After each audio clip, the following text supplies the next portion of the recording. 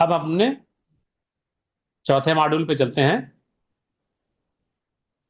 जिसका कि नाम है सिलेक्शन ग्रेड मॉड्यूल।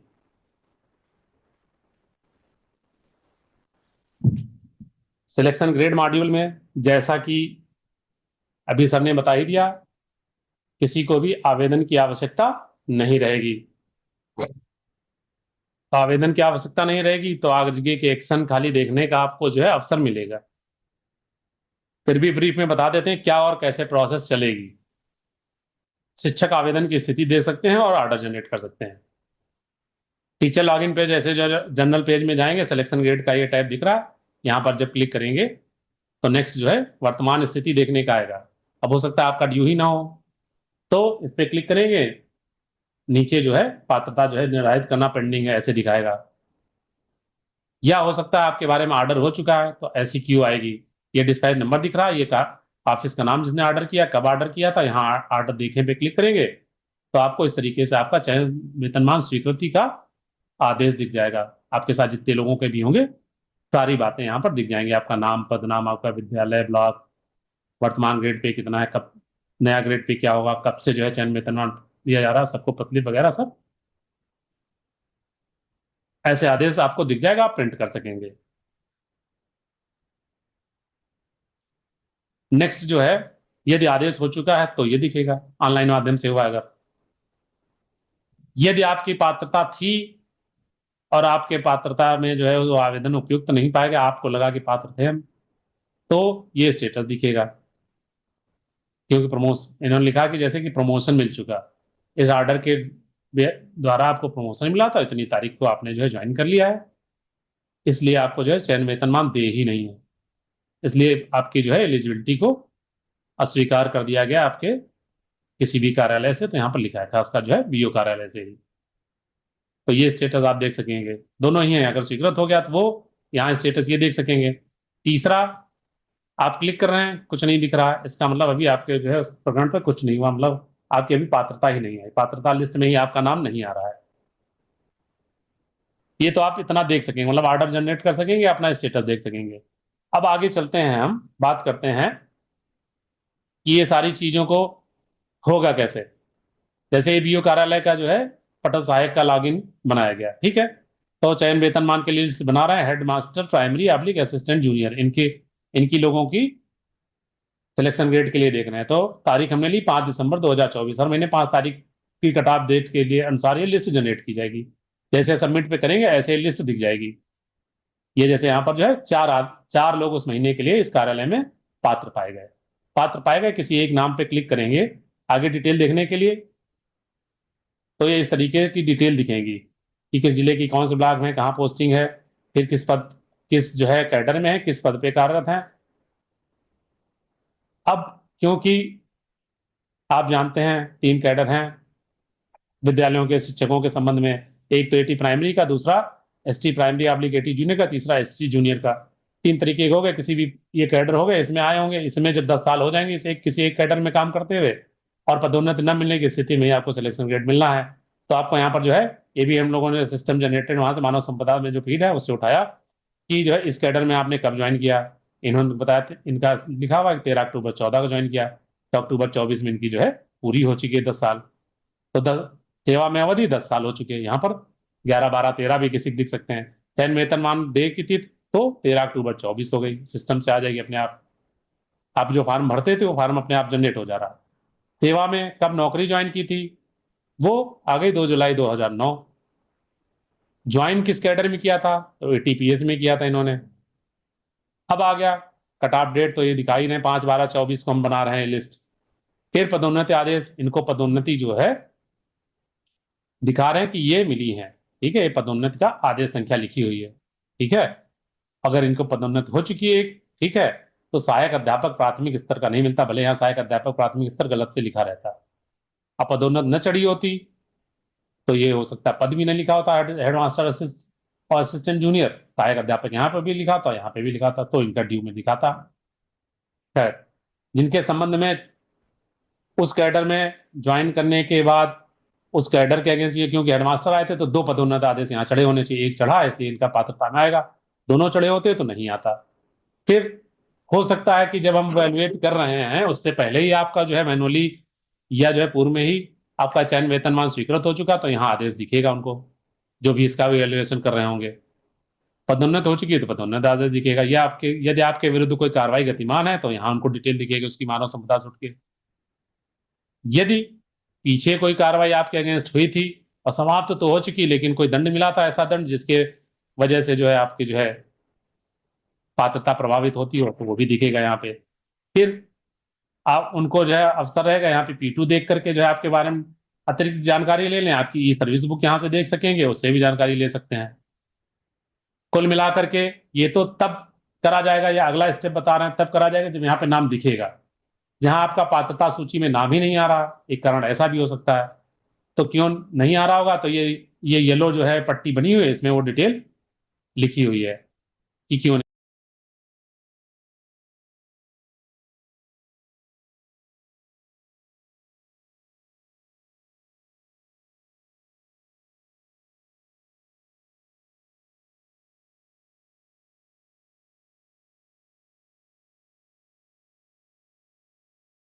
नहीं आ रहा। पात्रता सूची तैयार करने से पहले सभी का यह जांच करने लिखा। मतलब कि जिनके भी नाम पात्रता सूची में नहीं दिख रहे हैं, ऐसे जो चार हैं, कोई एक और आ गए, एक कैंडिडेट कह रहे, पांचवा कह रहे जो है, आप ब्लॉक वालों को भी पता है कि 5 लोगों का डी हो रहा था, नाम तो 4 ही दिख रहे हैं। वो कैंडिडेट पे आ गए, साहब हमारे ऊपर तो कोई एक्शन नहीं हो रहा, हम देख रहे हैं स्टेटस को दिख ही नहीं रहा, हमारा तो इस महीने ड्यू था। तो इसके लिए जरूरत है कि संबंधित शिक्षक का पहली ज्वाइनिंग से लेकर के और अब तक का जिन भी कार्यालयों में रहा, चाहे स्कूल में कुछ दिन का जितने दिन रहा हो, चाहे किसी कार्यालय में भी रहे हो, तो उस कार्यालय में कब ज्वाइन किया था, कब वहां से रिलीव हुए, ए स्कूल में कब गए, कब रिलीव हुए, बी में कब गए, कब रिलीव हुए, सी में, ऐसे ही सारे पूरे कार्यालयों का रिलीविंग ज्वाइनिंग की डेट एकदम सही हो, पहली चीज।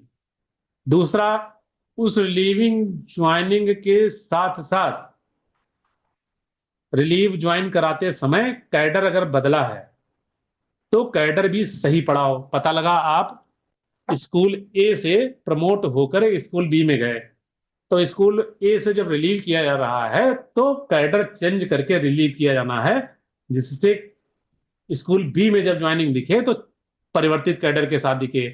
उदाहरण से समझते हैं, आप सहायक अध्यापक प्राथमिक स्तर थे स्कूल ए में,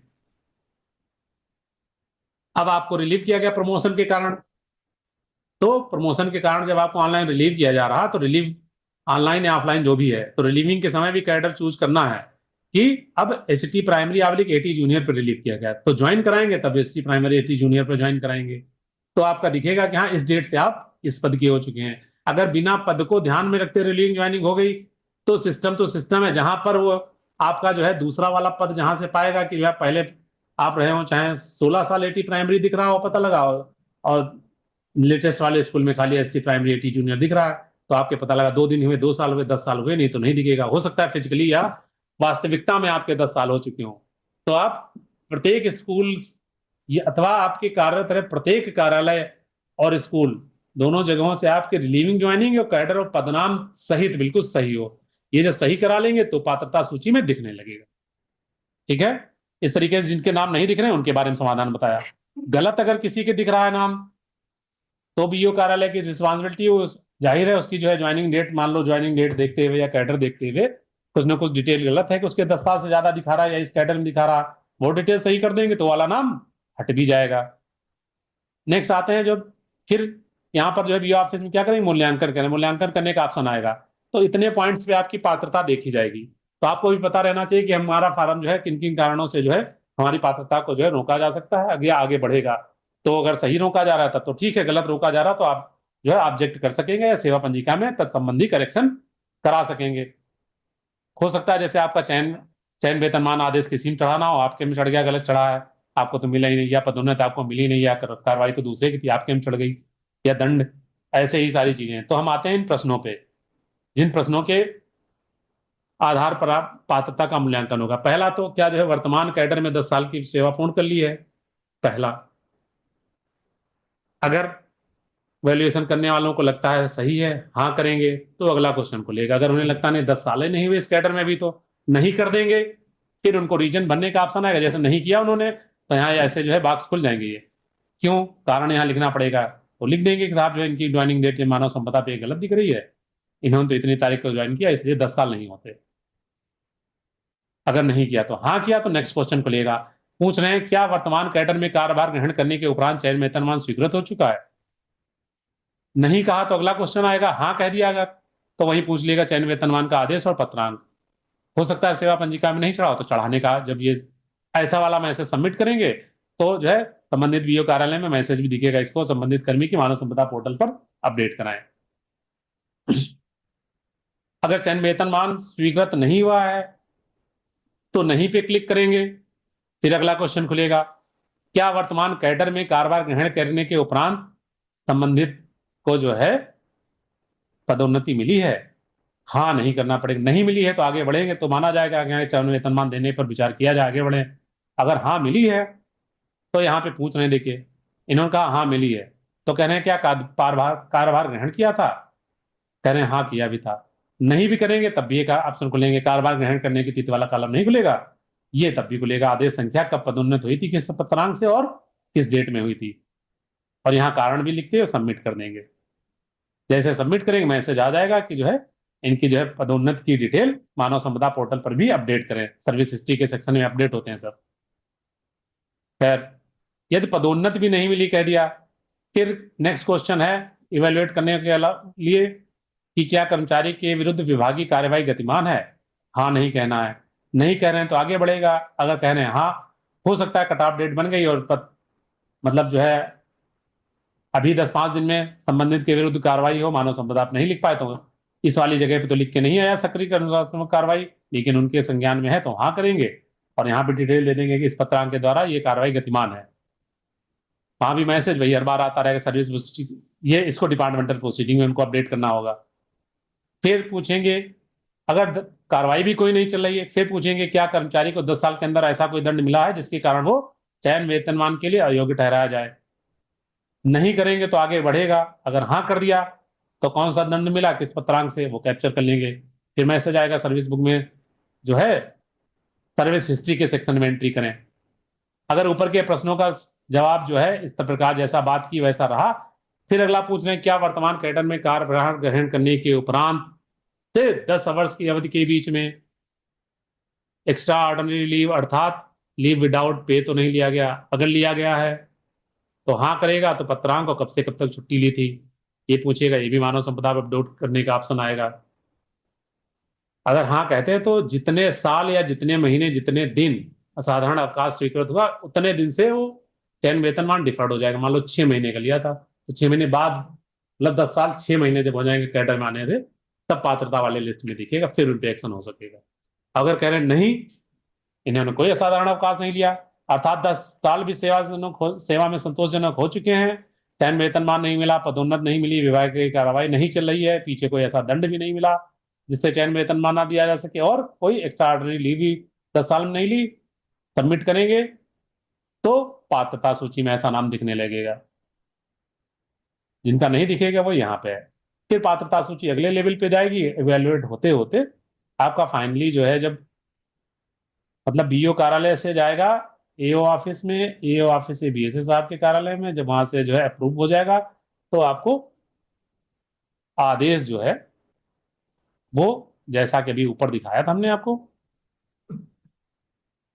यहाँ पर वर्तमान स्थिति में यहाँ से आप देखें पर क्लिक करते ही आप डाउनलोड कर सकेंगे, सभी जगह ये आदेश दिखेगा। इतनी सी बात थी सिलेक्शन ग्रेड के संबंध में कि कार्रवाई तो दूसरों की करनी है लेकिन आपको स्टेटस अपना पता रहे, या आपका आपके साथ क्या क्यों हुआ होगा ये आपको पता रहना चाहिए। इस संबंध में जो भी सिलेक्शन ग्रेड के संबंध में दिए जाने में जो भी कमियां होंगी वो सेवा पंजिका सेवा इतिहास से संबंधित होगी। एडिशनल किसी को किसी भी प्रकार के डॉक्यूमेंट की जरूरत नहीं होगी, जिसको भी ऑब्जेक्शन होगा वो सेवा पंजिका ही अपडेट कराएंगे और उसी के क्रम में निर्णय होगा। तो इस तरीके से हमारा ये चौथा मॉड्यूल था। अब हम चलते